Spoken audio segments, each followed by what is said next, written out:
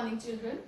Today we'll start with the next topic of our chapter 1, which is called asexual reproduction. In the previous video we have discussed about introduction of reproduction, types of reproduction. Now we will discuss in detail about asexual reproduction. So we'll discuss in unicellular organism as well as in plants, because as I told you, asexual reproduction takes place in mostly simple unicellular organisms. So here we can see there are basically three methods which is given in your NCERT book. First one is fission, second is budding, and third is sporulation. So fission is whenever the organism, the simple organism, the parental organism divides into two parts or more than two parts. On the basis of that we have two types of fission. One is binary fission and second is multiple fission. Binary fission is when the parent organism divides into two equal halves. For example, in case of amoeba. The next is multiple fission, in which the parent organism will divide into more than two organisms. For example, in case of Plasmodium. Next is budding. We have two types of budding, exogenous and endogenous budding, and then sporulation. And in plants it is called vegetative propagation. There are various methods of vegetative propagation. We will discuss in detail later. So first we will start with fission. So fission is the process of asexual reproduction in which an organism splits into two or more than two cells. Basically in unicellular organism it takes place. So in binary fission in amoeba, you can see here, this is the parent amoeba. It will undergo karyokinesis. Karyo word, you know that it is used for nucleus. So karyokinesis means when the amoeba's nucleus will divide into two parts. It will elongate and will divide into two halves. Here you can see it has divided into two halves. Next process is cytokinesis, in which the cytoplasm will divide into two parts. And ultimately two daughter amoeba cells will be formed. This is a very simple process. You have already studied in your lower classes also, in 8th class, 9th class, 10th class. So the same process we have discussed here. Next is multiple fission. In multiple fission, for example, Plasmodium. Plasmodium is a parasite, and we also have the life cycle of Plasmodium in our syllabus. We will discuss in detail later. So in that there is a stage which is called Schizon stage. At this stage, the Plasmodium will divide to form many copies of itself, and for that it will undergo multiple fission. Here you can see, first the nucleus will divide into many nuclei. Then the cytoplasm will be accumulated around each nucleus. Then these cells, they will be forming, which is called merozoites. This structure will rupture and the merozoites will be released out, and this is called multiple fission. Next one is budding. So budding will take up in detail. Okay, so next method is budding. So budding is a method of asexual reproduction in which it can be either exogenous budding or endogenous budding. So exogenous budding is when the bud is formed outside the parent body, and endogenous budding in which the bud will be formed inside the parent body. So here we have two examples, yeast and hydra. So in case of yeast, this is the parent cell, and an exogenous bud will be formed outside the parent body.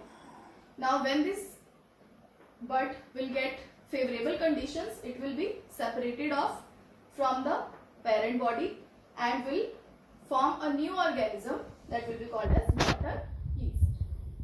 Then in case of hydra, so this is the structure of hydra. When the bud will be formed outside the body, and as the favorable conditions will be there, the bud will be separated off from the parent body and it will form the daughter hydra. So this is a very simple method in which the bud will be formed and it will be detaches from the parent body, and will, under unfavorable condition, the new organism will be formed. Then the second part is endogenous budding, which takes place in which the bud will be formed inside the parent body, and its example is Spongilla. Here you can see Spongilla is the only freshwater sponge. And endogenous budding is basically seen in case of poriferans like sponge. So spongilla shows endogenous budding. Here you can see this is the structure of spongilla. It has a porous structure and this is the opening. And these structures, small circles which you can see here, these structures are called gemmules. And these are the endogenous buds which are formed inside the body. Now from this opening, these gemmules will come out and will form the new organism. Now how they will form the new organism, let us see in detail. This is the structure of one gemmule.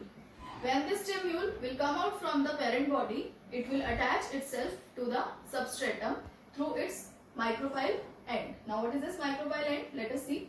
This is the structure of gemmule. Here you can see there is a mass of cells. When it has to divide, it will form so many cells inside it. The outer layer of the cell is covered by one more layer. Here you can see this is called gelatinous layer. Now this gelatinous layer has some spicules inside it which are the spiny structures. Okay. So these spicules, they will protect the inner cells. Now these inner cells are called archaeocytes. Now the archaeocytes, they will come out from the micropyle end and will form the new sponge. Okay. So here you can imagine there are so many gemmules which are formed inside the spongilla, and each gemmule has so many archaeocytes which will later forms so many spongillas. Okay. So this is the process of endogenous budding which takes place in case of spongilla, which is the only freshwater sponge. And one more important point is that when the gemmule will come out from the spongilla, it will attach itself from the micropyle end towards the substratum. So this is all about budding. Next topic, next method of asexual reproduction is sporulation, that we will discuss in the next video. So next we'll start with the next method of asexual reproduction, that is sporulation, which is also called spore formation, because in this spores will be formed as a reproductive structures. So there are many methods in sporulation, but here we will discuss only important two parts, that is zoospores and conidia. So zoospores are basically motile spores. Motile means which shows movement. And how will they move? They will move with the help of flagella. So the best example of zoospores is Chlamydomonas.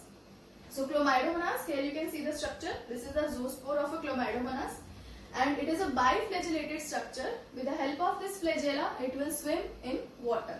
Okay. So that is why they are called motile spores, and this is the method by which they will reproduce.